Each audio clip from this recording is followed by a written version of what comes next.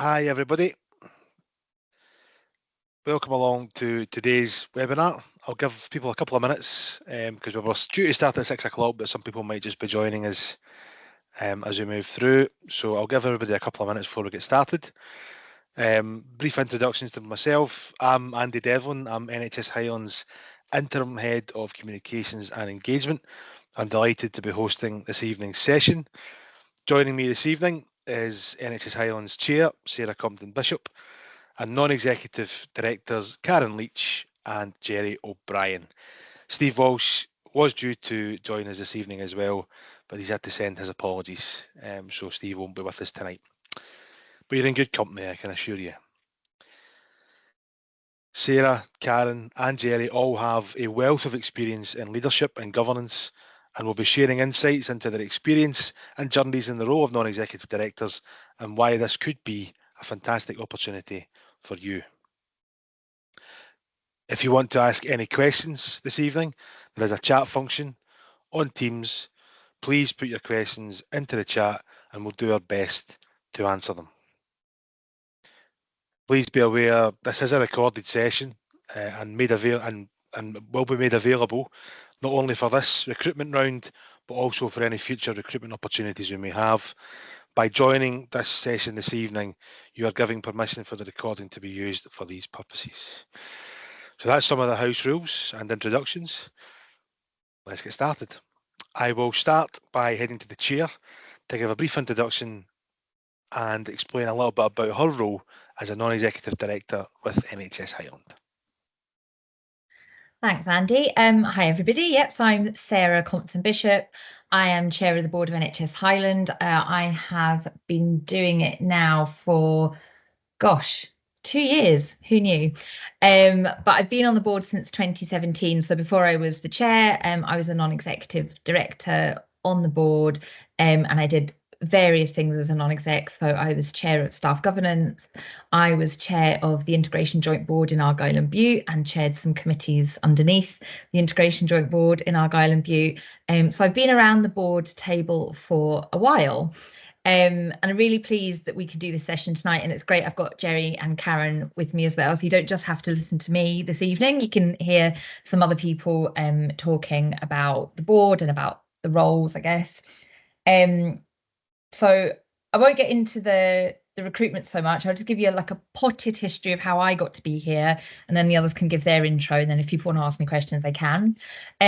So I came into the role of a non-executive director pretty left field. I'm a bit of jack of all trades. I've done lots of different jobs. I've worked in the private sector, worked in the third sector. For many, many years, I worked in the third sector, and my kind of area that I worked most in was community-led development in rural communities, locally in Argyll and Bute, specifically islands. I've done lots and lots of work on a variety of different community-led projects.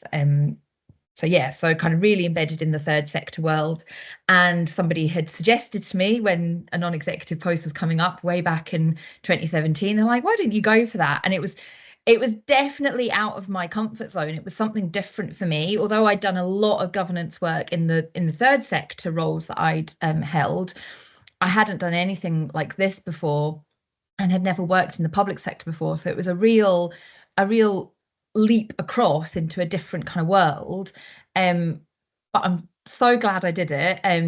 It was, I think, fair to say the first kind of 18 months was like a whole new world. It's like going into the governance kaleidoscope, and it was quite an experience.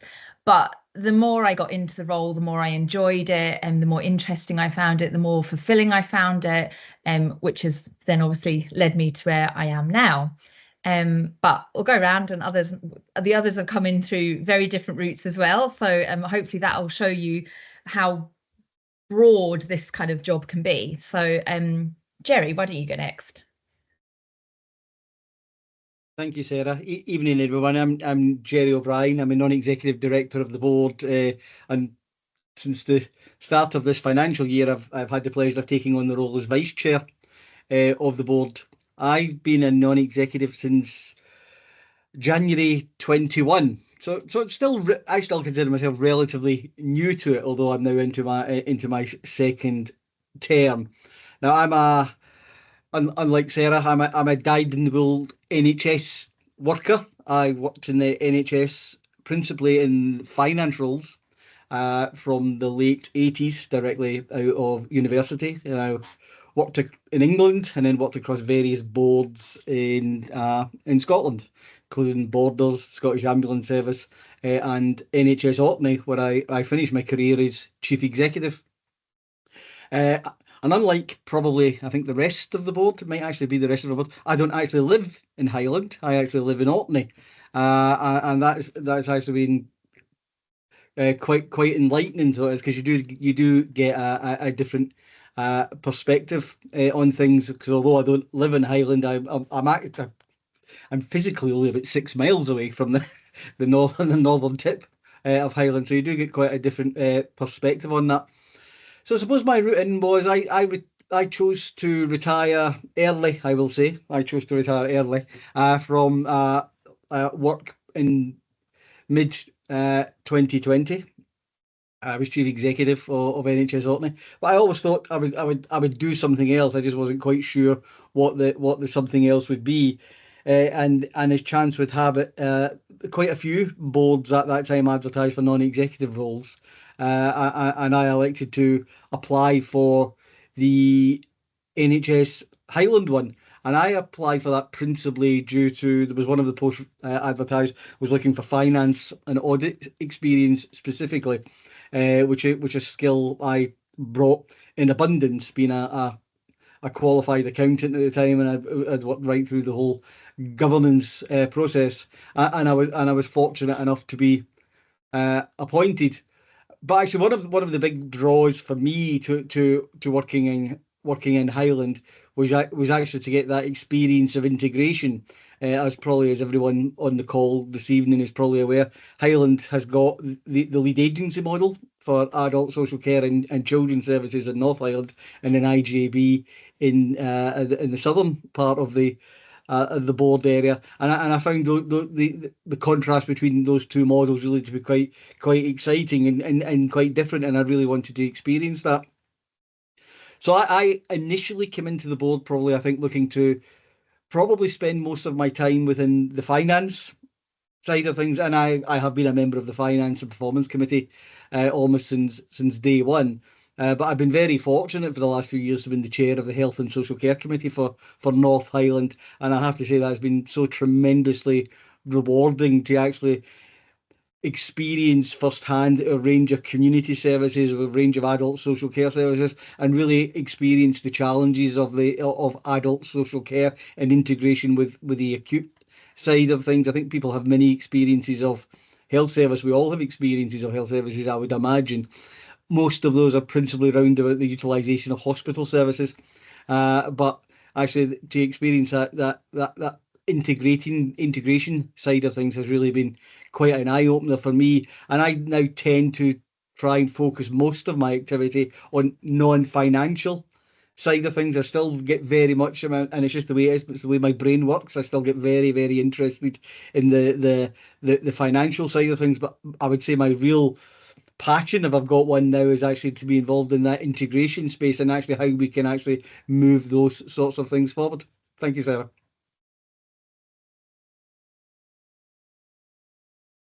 Gerry. Go on, Karen. Thank you. Hi, everyone. As you can see, my name's Karen Leach, and I am in my second year as a non-executive director. And my route is slightly different again. So my background, like Gerry, is in health and social care, but it is as I am a nurse by trade. But I would say for the last 10 years, I would describe myself more as someone who's an integrated health and social care professional. But not in the NHS. I actually lived and worked for over 30 years in Guernsey and the Channel Islands, which is a different model of health and social care. It is a different funding model. There's a different government. We don't have the NHS. So there's a lot there that was interesting, a lot of challenges within that system. And I found myself as one of the senior leaders managing our adult community services. as an integrated system. So we had all of our community services, a lot of specialist services, but also all our adult social care and social work services were all under one budget under my management. So that was great, because even I didn't appreciate just how integrated our small little system in Guernsey was until I started to research that in a broader context. And I realised that a lot of systems up till, quite recently really, have been integrated through health, but not necessarily integrated across health and social care. So a bit like Gerry, I decided it was time for a change. Guernsey is a beautiful little place, but it's quite small and there's a lot of cars, and I was fed up with cars and I wanted more wildlife and bigger skies. So I found myself and my husband, we decided to move back. We ended up in Kintyre, having never visited here, had never been here before, had never visited our house that we bought, but we just took a risk. And the universe paid us back, and we live in the most beautiful, idyllic part of the country. And I'm very grateful to be here. Although I had finished work, I'm still doing a little bit of work for Guernsey in an advisory role around strategy and policy development. My area of interest is really around system transformation. So that's the area that I'm most interested in working through with colleagues across our executive and non-executive teams, and obviously our wider people in our communities. So I've found that I've been able to bring some of my learning and some of my experience from my career in Guernsey into our learning here in Highland, and that's been great. I've spent the last year really working in Argyll and Bute, in the committees in Argyll and Bute and the IJB there, so that's been great to learn, because I'm not just learning about NHS Highland, I'm learning about NHS Scotland and the whole kind of crazy world of that. So it's an interesting place to learn. It's a great place to live and an interesting place to learn. And I think, like many of our non-execs, we have a curiosity, and I was talking to someone about this yesterday. And in fact earlier today as well. We're curious about how things work. We're curious about how our people in our communities are feeling and living, and the challenges and the opportunities also. And I think NHS Highland and the people that live in our area are generally quite innovative, just because they have to be. They don't have any choice. You look at some of the way the people live and work and create, their own gardens out of what they've got around them. There's not a garden centre for miles, which is a disappointment for me. But so I think we're really lucky to have the types of people that we have living and working in our communities. And I think the strength of the board that we have is a lot of curious people, but from a lot of different backgrounds, and that makes that tapestry is really fantastic to be part of. Thank you. I think that's a really good point. And actually, because obviously we're just 3 board members, but the board is massive. And I suppose if we were to look, I mean, on our website, there's little bios for all the board members, but it really doesn't do everybody justice. And I think we've got a really interesting mix of skills and experience around the table. We've got people that have come from all different sectors, different industries, different bits of the country, other countries, some who've worked in the NHS, some who've worked in the council. So we've got quite an interesting mishmash of experience and skills. People aren't just kind of what they've done, they're the skills that they've developed along the way, and I think that really shines through as well. You can see when you're when you get to know people and you see how people operate around the board table, people come with different approaches and different styles, and that's really, really important that we have those different viewpoints. I think what you don't want on a board is you don't want everybody to have the same view. You want there to be a healthy amount of difference of opinion and different perspectives. I think the other thing that I really appreciate and value about the board, the makeup of the board as we have it at the moment, and this waxes and wanes over time, we've got really good geographical representation as well. So we've got, NHS Highland covers a massive area. It would be impossible to have somebody from kind of every place, but I think, you know, between us, we've got a good mix between the Highland Council area, Argyll and Bute, obviously Gerry just sitting just above us all there in Orkney. We've got people who live in the city in Inverness, we've got people who live on the North Coast, we've got people who live on islands, we've got between us, we've got, you know, all those different lived experiences as well, and I think in that comes through in the conversations that we have, and I think that's really, really valuable, because we're that bridge, aren't we? We're appointed by ministers to oversee the work of the board on behalf of the ministers, but actually we bring those community views and experiences into that conversation as well. So we are the bridge between those two things. And I think at the moment, the mix that we've got really, really helps us to do that. Just on that point, Sarah, if I may, Gerry and Karen both have extensive experience working in the NHS. Is health and social care experience a prerequisite for a non-executive role, or is that something that can be learned on the job, if you might want to put it that way? Yeah, I actually think it's great to have some of that experience around the table, and definitely there are times when, as a team, we will lean on board members who have got that experience. You know, like Gerry said, you know, Gerry's got that finance experience. When it comes to financial year end, we're all looking to Gerry to be like, what does this mean, Gerry? You know, and likewise, Karen brings some fantastic insights from the work that she's done in health and social care, but in Guernsey, you know, so Karen's got that kind of that broader viewpoint and can bring that into the conversation. But we absolutely need people that haven't got a clue about it as well, I think, because I think that brings that fresh perspective. I liked what you said, Karen, about curiosity, because I think in a way you almost need a certain amount of you know, kind of a certain amount of people around the table who haven't worked in the system, because they're the ones that will look at something that maybe other people are just taking for granted as the way it should be or the way it is. You need people who come in from the outside, who look at something and go, well, why do we do it like that?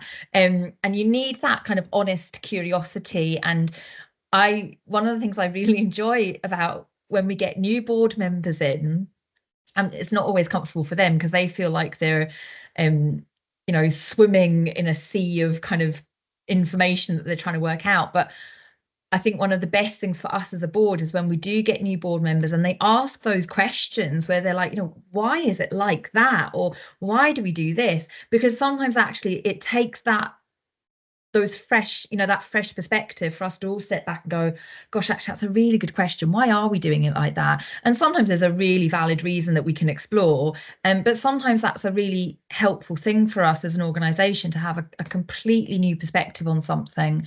And that's what helps us take a step back and rethink things sometimes. So no, absolutely not a prerequisite. And actually, I wouldn't want everybody around my board table to have you know, to have nothing but health and social care as their experience. I want different things around the board table. Thank you, Sarah. Karen, if I can come to you next, please. We've got some people here this evening that may be interested in applying for non-executive member role within the NHS Highland Board. What advice would you give to someone who's interested in applying? Thanks, Andrew. I think it's as we've all said, for all the many reasons that we've all ended up becoming non-executives, really it's about wanting to make a difference in the communities that we live or are nearby. In Gerry's case, it's about that, you know, being able to influence in some way what the experiences, the services that people have, and try and support through good conversation and discussion, try and support that. And I think coming into a non-exec role is you're not coming in to do the doing, and I think that's something to be really thoughtful about. You're not coming in to make the management, you're coming in to monitor and assure the work of our executive colleagues and all the other people who are involved in those kind of things. So I think you have to be thoughtful about what is, you know, be really clear about what is that job description? What is it your expectations are? Talk to people, you know, and I think all of us are very happy to have a conversation with others. And I've certainly, the last round of recruitment, I spoke to some people who were interested, and I think we'd be very happy, I'm sure, to to provide additional information, just a general chat with people. But I think it's a really fantastic opportunity for people to continue to provide some input into how our NHS works for us in our communities in the Highlands. And I think that's the bit that, for me, that's why I wanted to do it. I felt I had something to offer into the conversation, and I think if you feel like that, then absolutely get an application in. Thank you very much, Karen. Gerry, if I can come to you next, you've obviously got a diverse background in the NHS. What inspired you to take on a non-executive role within an NHS board, and what do you find the most rewarding element of the role?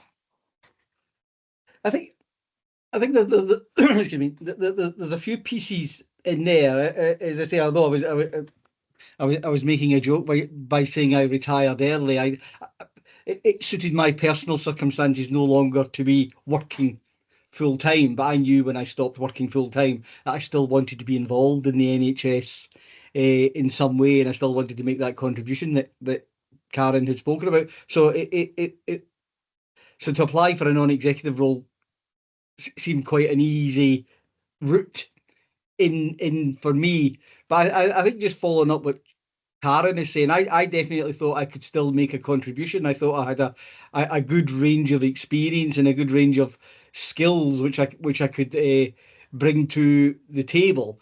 And I think to be, and you have to be very honest about these things, because actually the NHS is in many ways is quite an open area.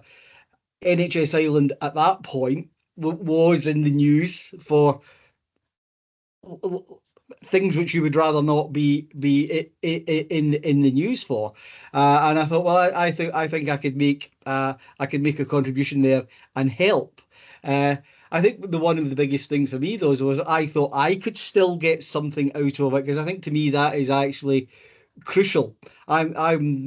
I wasn't just coming into it, and I don't think everyone should approach it with their eyes open. Says, well, what can you bring to the table, but what actually do you need to get out of it? And I think that sense of contribution was really quite important for me. I think Karen says it quite nicely. I no longer wish to be doing the doing. And my little bit of knowledge about boards was quite much. So I knew that the role of the board is not to do. So if anybody looks at our public board papers for tomorrow, that there's lots of approval on there, and there's lots of agreement on there. That we do not issue instructions to anyone. And I have spoken to other people on other committees who get quite taken aback by that. Says, no, we don't issue instructions, and it's something that's we've got an overseeing role, we've got a monitoring role, and I think the biggest challenge for me, and the biggest where I get the most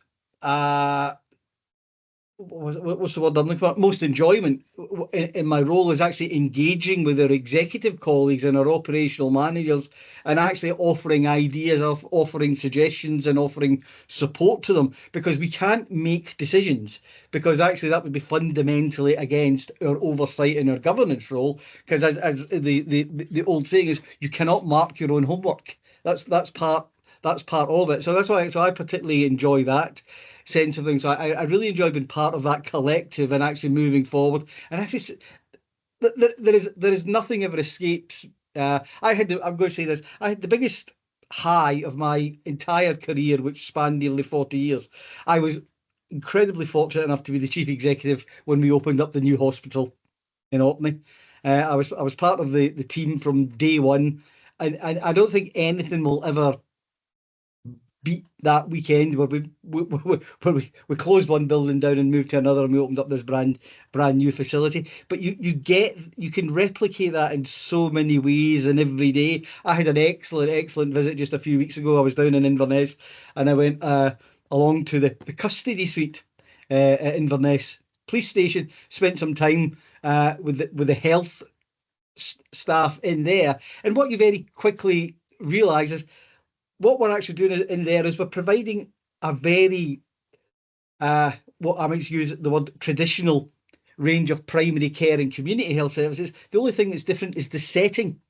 But actually, the setting does not take away anyone's right to actually enjoy first-class healthcare, and that's what those individuals were getting in there. So for me, those are the biggest things I enjoy. Yes, we all enjoy reading our board papers and having those deliberations tomorrow, but actually, it's actually interacting with the service side and actually being able to influence that. And although we don't make decisions about things, I think that's part of the biggest skill for me, is actually finding that way to influence without actually. And so I just completed, just so the chair hears, I just completed my iMatter survey, and I was quite easily able to tick the box that says, are your views taken on board? And I say, yes, I think they are. I think people listen to me. I think I've got the respect of colleagues on the board, colleagues across the organisation, and say, well, yeah, that's sort of view. That's not to say they're always going to do what I would suggest, but they do listen to me. And that to me is really, that to me is the joy of actually being a non-executive. Thank you, Andy. Thank you, Gerry. And just for those of us on the call who maybe don't have an NHS background or completely unaware of what I Matter might be, that's an internal survey that's sent around teams and individuals across the organisation to help us understand where we're moving and where we can improve how we deliver services within our own teams. And that feedback is crucial in helping managers understand how their teams are working and where we can improve.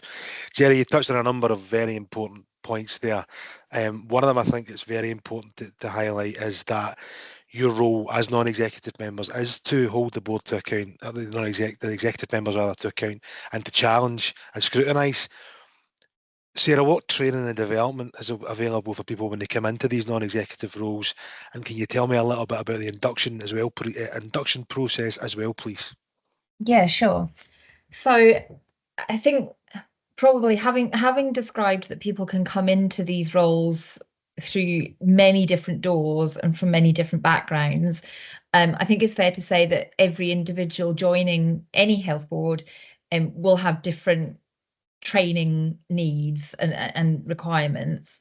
There are some kind of nuts and bolts to it. So because it's a ministerial appointment, you're appointed by ministers in the Scottish Government, and Scottish Government provide a certain level of sort of generic induction about life in public service that would apply to any public body board that somebody might join.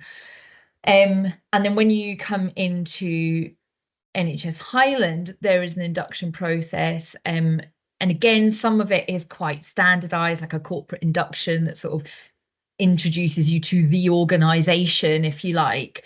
And then after that, I would say it's a bit more tailored. What we try and do is we try and make it personal. So we will always try and make sure that any new board member has the opportunity to meet with, obviously, myself, Gerry as vice chair, and over time, the other non-executives, Fiona, who's the chief executive, and others in her team, so the various other executive directors. They are kind of like your first wave of introductions, but it does take time. I think people don't realise, it's such a massive organisation. We have thousands and thousands of people working for us, and it'll also depend on where people are. So we might have people who are in Inverness and they're kind of more able to sort of pop in to Raigmore, the big hospital, or offices, and see people face to face.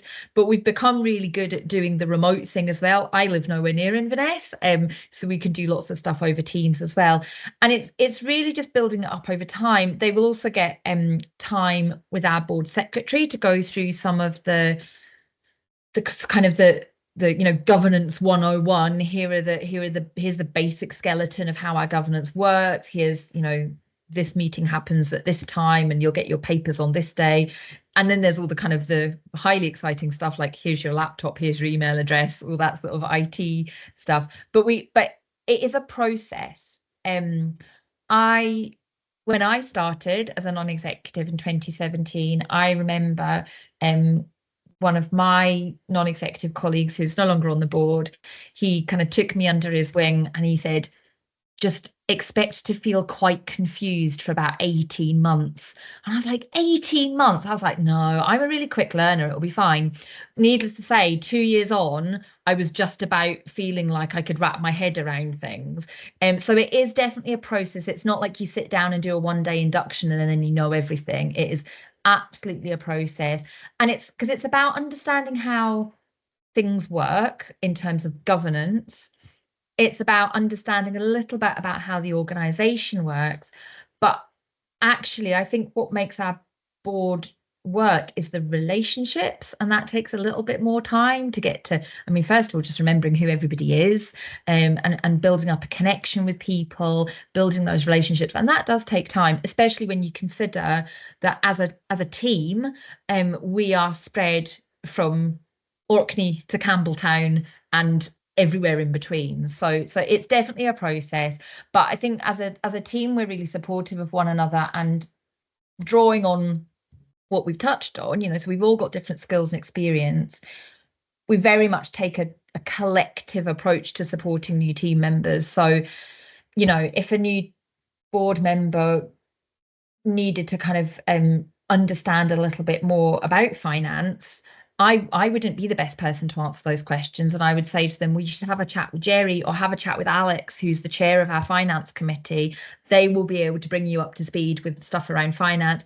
Or if they wanted to talk about, clinical governance, would point them to Karen. If they wanted to know about stuff in Argyll and Bute, that used to be me, but I'm not up to date with it anymore since I've moved on. So I would point them to Graham, who's chair of the IJB in Argyll and Bute. And we do very much take that team approach, because there's a lot of stuff to hold in one brain. So we hold it all together. Thank you very much, Sarah. There's a few mentions along the way this evening of committees.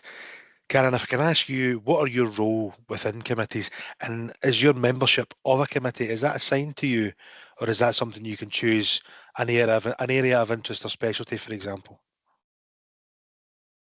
So I, as I said earlier, when I joined the board, because I was new to the whole NHS as well as, obviously I know how health and social care works, sort of, but I didn't know how an IJB worked. I didn't know how, and of course we have two different models within one board, which is also something that takes a little bit of getting used to.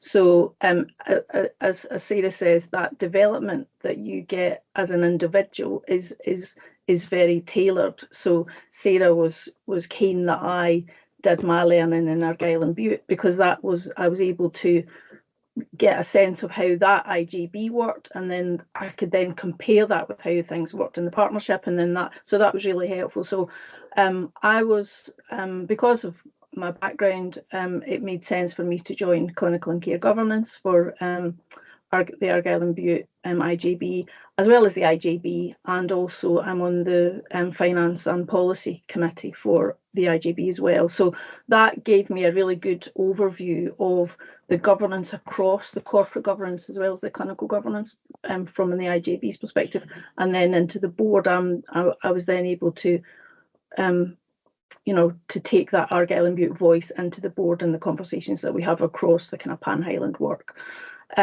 This year, I think what I would say is Sarah and others will recognise where people have particular skills, and we'll be supported to move into those areas. But we'll also, I think, sometimes be stretched. I think that's definitely something that Sarah and other non-executive colleagues would say, that we're all stretched as well. So we will be, I've recently taken on a new sort of, it's a committee, the clinical governance committee. I've taken on the chair for that, and that's quite a fast-paced, broad remit, lots of papers, many papers. But because I have some experience of that from a number of years, I've been able to hopefully pick that up, and I'm like we said all along, I have a very collaborative style, so I'm working very closely with our executive colleagues, but I'm also very well aware of the role of the previous chair, and I'm more than happy to knock on his team's door if I need to get some advice, as well as other colleagues across the system who've been in those roles before.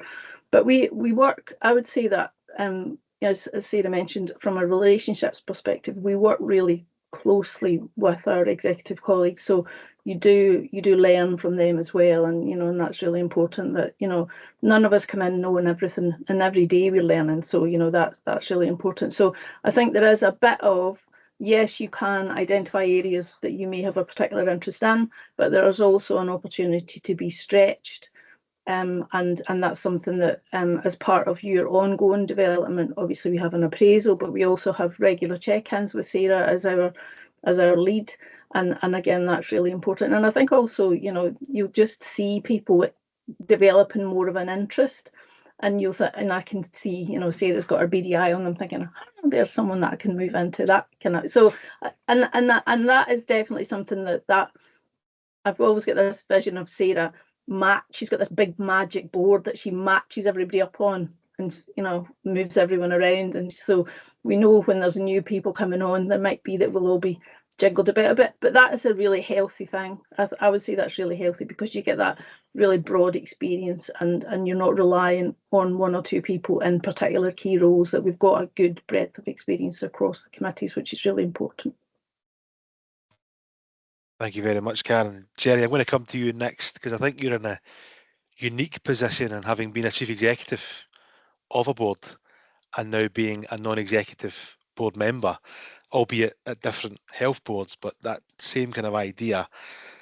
What are some of the biggest challenges you think non-executive directors face, and what support is available to help you succeed and overcome those challenges?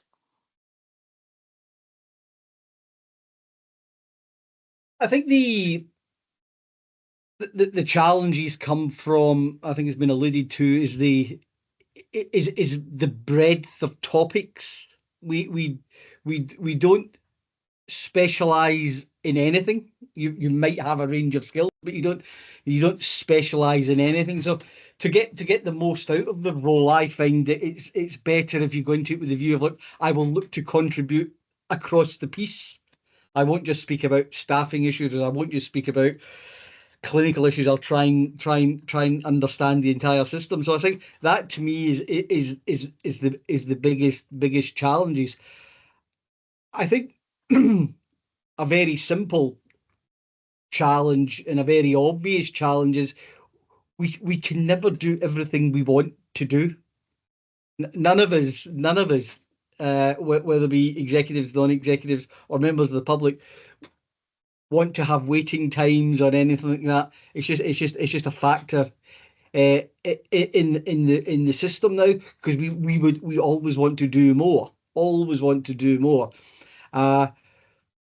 Executive colleagues are very, very good at actually presenting options to us, which allow us to get the maximum out of what we can do. And I think that, to me, is probably the biggest challenge. Being you can never know if you're 100% correct, and it's never a question of, am I right or am I wrong? It's, did I come to the best decision with the best available information, and do I honestly believe that I've been given the best information? I always rail back a little bit about we're there to challenge executives. I think we're there to scrutinise and make sure that decisions are, again, staying away from that word correct. I think it's that reasonable. Are we going down a reasonable front? I always work on the basis of, I want to look at the assumptions that have been made, because none of us have got crystal balls. None of us know what's going to happen in the future. So let's understand the assumptions. Are those reasonable? Have we undertaken appropriate measures of risk and measures of sensitivity, and are aware what's going to change, potentially going to change in the future? But again, it's with that, and within that context of, none of us have that crystal ball, so we can only come to the best decision we can make at the time. And I think it's not to get yourself beat up about if it actually turns out in 2 years' time that maybe Plan B would have been better than Plan A. We went with Plan A at the time, and but we've recognised that things have now changed over the intervening period. That perhaps it would have been better had we done something else, but not to obsess about that, because it's not a question of right or wrong. It's a question of what can we bring to the table, what can I bring to the table, and then how can I collectively contribute to the team, which includes the executive colleagues as well. We talk about the board, but it's way beyond. The board is technically the non-executive directors, and I think 5 of the executive directors. But actually, if you were to tune in tomorrow, you'd probably see a cast of 25, 26 people sitting around the virtual table. It's that entire framework. So to me, the biggest challenge there is how you get in and how you influence and how you help people to bring the robust information to you, making it clear what information you require. So I think there does come times where you have to be, is assertive the word? I don't know, but you certainly have to be clear that it actually says that, no, what you're bringing me is not enough. I need to see a little bit more. And you have to have the confidence, and that's part of it, to actually say, no, I think I need to see a little bit more, or I need to see it presented slightly differently, so that we as a collective can understand it. If it's you as an individual, I think that might be a one-on-one session. You might want to just understand a little bit more about. But so I think it's been able to recognise those key points is the biggest challenges for me, and actually just getting into that whole process. But for me, it's about that scrutiny, and when I always, my challenge to myself is, when you don't do the doing, but has your committee that day made a little bit of a difference? And if you can answer yes to that, I think you can quite contentedly move on to the next committee. Because I think if you ever get to the stage, we'll say, well, yeah, we went through it and we ticked all the boxes and we stopped and we went off and had our lunch. Then that. No one enjoys that. You get no sense of fulfillment out of that. So I think people enjoy being stretched. And I think, as Karen has said there, in terms of the allocation to committees, it's allow yourself to be challenged, because that intellectual stimulation is really, really good, to actually find out about things that you had no idea existed. And I still find out about things, although I've been doing this for over 40 years, I still find out about things I say I had no idea about that at all. So using Karen as an example, Karen bringing her experiences from Guernsey to me, I have really thought about that in terms of our health and social care delivery. So we're always learning, Andy. Thank you, Gerry. I think we've touched on it a few times tonight, and certainly in board communications, we always make the point that NHS Highland covers a board area from Wick in the far north to Campbellton way down in the south. If I've written that line once, I've written it a million times working for the comms team with NHS Highland, included within a board area the size of Belgium and Wales, I believe, as well. There are a wide range. I crack that one out all the time, Andy. Yes, yeah. It's a wonderful selling point. Within that scale, there are communities and backgrounds of all shapes and sizes. Sarah, as the chair, how important is diversity in our boardroom, and how do we ensure a range of perspectives are represented? Yeah, I think this is something that actually I maybe struggle with, is not the right word, but I contemplate a lot as the chair. So I suppose I want to talk about diversity in two senses. So I suppose I would be the first one to say I would love to see more diversity around our board table in the truest sense of the word. We don't have great representation from, well, we don't have any representation from ethnic minorities. We have got people with lived experience, but so in that sense, we don't have as much diversity around the board table as I would like. I think that is something that all the boards across Scotland are trying to make better. But I suppose, full transparency, we've talked a lot about the great things about this job. I think there are also some challenging things about this job that don't make it practical for everybody. So I think there are things about the role kind of baked into it that mean that it's really suitable for some people, but for other people there will be a practical element where it doesn't work. So I think it's probably a good idea to talk about that a little bit. So the role the basic role of a non-executive director is essentially pitched at 8 hours a week, but it's not the kind of job where you say, right, well, you'll always work Monday every week and then you get the rest of the week off. It is an average of 8 hours a week, but average being the key word over a course of time. Some weeks it'll be more, some weeks it will be less, and it will be on different days. So I suppose it is worth recognizing that it's the type of role that will be great for some people, but won't be suitable for other people just by what it is.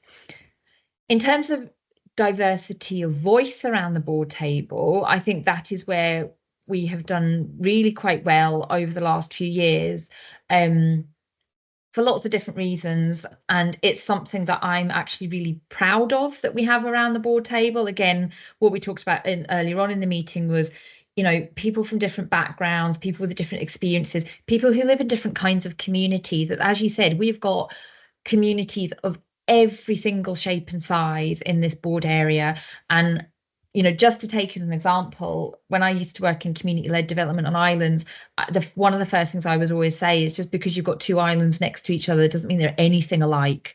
You know, every single community is different. We have different assets, different challenges, different demographics. So that's really, really important. And I think because we've got such a good mix of people around the board table now, that is actually really well understood. I think maybe in years gone by, NHS Highland was much more kind of Inverness heavy in terms of not only its executive team, but its non-executive team as well. And those outside voices, so anybody who wasn't from Inverness, those voices were in the minority. Whereas I think now we've got a really good mix of geographical and professional experience. And actually that has, I'm not going to take any credit for this, but we've seen that mirrored in the executive team as well. So we've now got executives that aren't just from Inverness. We've got executives who work all over the patch and live all over the patch. And that's, as somebody who's been on the board since 2017, it's been so good to see that evolution.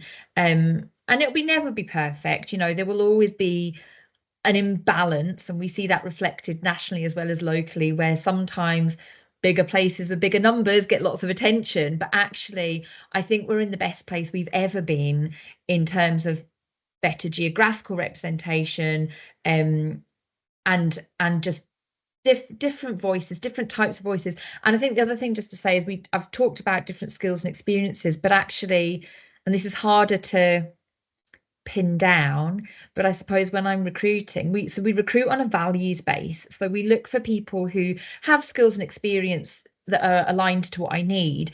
But when we're recruiting, when we're advertising and interviewing, we're looking for people who can demonstrate their values and how they'll bring that to the role, and how well that aligns with kind of the NHS values. And when you do that, you also get a sense for different people's approaches. So, you know, if anybody's into any of those kind of personality tests or whatever, you know, we've got some that would be like a red, and some that would be a blue, and some that are some yellows as well. And I think that's really important, because those different styles around the table really help those conversations evolve as well. Thank you very much, Sarah. Karen, if I come to you next, because you mentioned you moved back to Scotland from living down south in England. In your opinion, what makes NHS Highland an attractive board to join? I think we've all said it in different ways, and you know, we've talked about the different communities that we have. I lived on an island for over 30 years. I was brought up by a river in Ayrshire, but I lived near the sea for 30 years. We've got I think we've got the biggest coastline. Same thing. It'll be the same biggest coastline as everything else is the same as, and I think that's what I've found joining NHS Highland. People have been incredibly welcoming. I've found that people have been respectful and really friendly, and it's been a real pleasure for me to join an organisation that, as we said before, has gone through a bit of a journey, shall we say, as all organisations do. but it is, in my experience, has been an organisation that is willing to learn, continually learning and continually trying to improve. As Gerry said, there are always things that we would want to do differently. There are times when our personal ethics and morals, as much as everybody else's, are challenged by some of the difficult decisions that we have to scrutinise and look at, and these are things that you take away and you think about deeply, because that's the job. But it's a job that you get support with. You're not on your own. You are working as part of a really strong team that is trying to make a difference in what, as we all know, are very difficult and challenging times. But I would say it's also an organisation that is, not everybody, some people are having a horrible day at work, that's normal, but generally people are smiley and welcoming, and there's a lot of cake. I always think, you go in, there's tea, there's people are, when we get the chance to go out and about, and that's something that I've been really keen to do, getting to know the different parts of the Argyll and Bute side, but also increasingly trying to get out and about in the north, which is obviously a bit more difficult for me because I live many miles away. But that's really important. And when we go into teams and we meet with teams, people are so pleased to see you and want to share their experiences with you. And I think that's the thing, they're really proud of what they're trying to achieve. They're quite happy to tell you when there are things that they think could be done differently, but that's what we want. We want that honest conversation. We want to know, and we want to be able to explain when we can't do things the way that perhaps is, but as Sarah said at the beginning, it is about working together and working through partnership together with people to try and continue to make our services better. So I would say that my welcome in the Highlands has been very warm, and that's what I would hope that's how everyone else would get that same warm welcome. Thank you, Karen. The staff and the communities we serve are the heartbeat of this organisation, indeed every NHS board across the country. Gerry, is there an opportunity in this role to get out and meet those people every so often? Oh, absolutely, Andy. And I think, as Karen has just said, those are probably the highlights, taking those opportunities. I think in the post-pandemic world, we've all got used to sitting talking into laptops, where maybe 5 years ago would have felt very self-conscious sitting talking into a laptop. Now it is the way of doing business. But I think you have to, and I think it's one of the things for me of being a non-executive. It's and I'll say this and then I'll explain myself. Don't wait to be invited. Phone people up and say, I'm very interested in your service. I would like to come along and talk to you, because as Karen says, you will, I will say 99.9 times out of 100, you will be welcomed with open arms. There might be the occasional day where they're just too busy to fit you in, but they will welcome you in. It will develop your understanding so much more.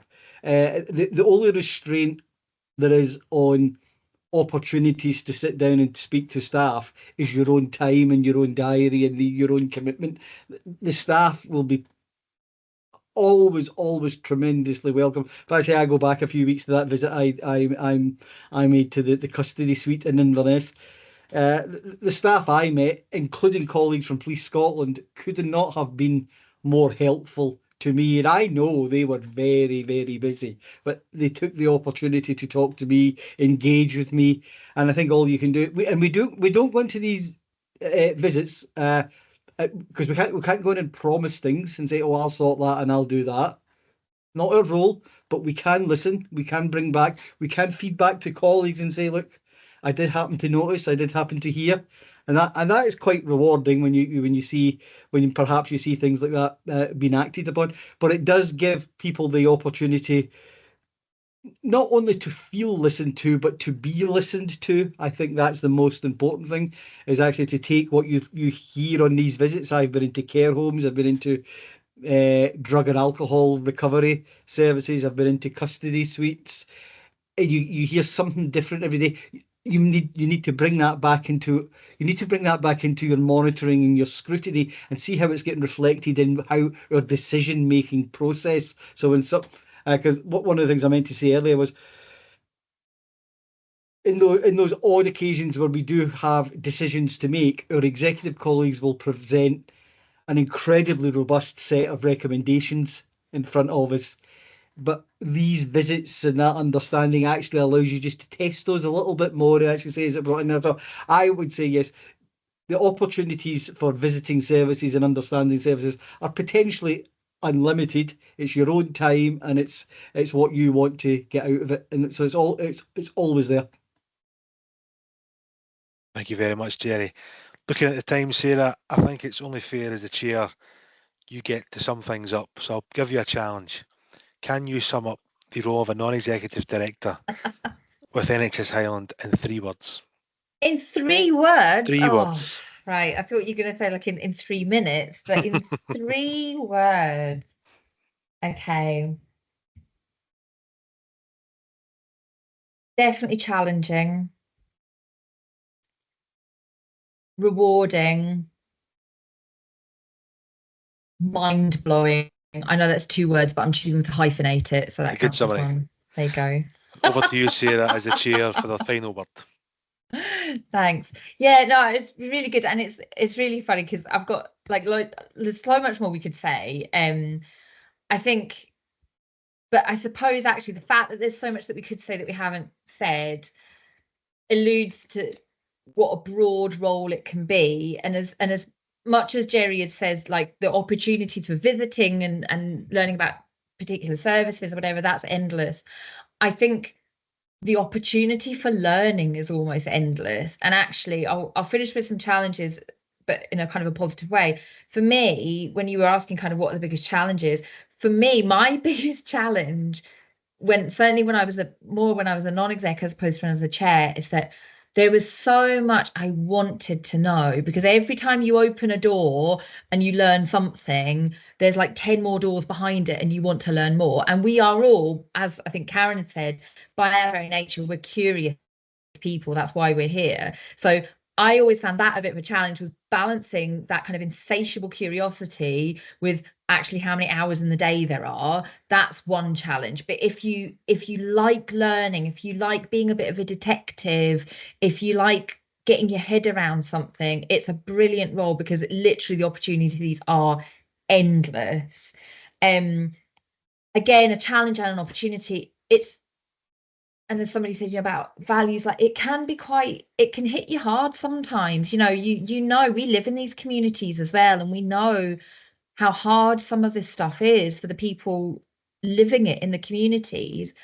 But in that kind of challenge and difficulty comes, again, such an opportunity to try and wrap your head around it and think about it differently, and where can we influence and what can we do. It's a really complicated system with our arms tied behind our back in some ways in certain areas. So it's thinking about, what can you do? So again, if you've got that kind of appetite for challenge, then I think it's a really, really great role. And I think the third biggest challenge, as again I think Gerry said, was staying in that strategic space. So we've all done things, we've all had doing jobs, and we've all got that experience, and holding that line between, oh, I know how to do that, let me do it, versus oh, I'm just going to stay over here in the strategic area. That's a really, really difficult challenge. But I think that sort of constant, that tension between us wanting to roll our sleeves up and actually get in and help versus staying in that strategic space is what helps us do our job. And it's like Gerry said, we spend 99% of our time in that strategic oversight role, but sometimes we dip in and we visit teams and we get to hear about the real life stuff, and we visit communities and they tell us about their experiences, and that helps us bridge that gap. So I think if people have got an appetite for that kind of work, this is a a role that has endless possibilities. We all will do the role slightly differently. It's quite unique in that sense. It can be, we have responsibilities to fulfill, but we will all do it slightly differently. We'll all have our own approach to how we discharge our responsibilities. But you know, if you're looking for a challenge and something to get stuck into, this is it. Thank you, Sarah, and a huge thank you to Sarah, Karen and Gerry for joining us this evening and sharing their insights and experiences. It's been invaluable to hear firsthand about the role of non-executive directors and the impact they can make on NHS Highland boards. I want to thank everyone for joining tonight. Further information about how to apply is available on our website. And thanks again, and we hope that it's encouraged you to apply for a very interesting and varied role within NHS Highland. Thanks, Andy. Thanks, everyone.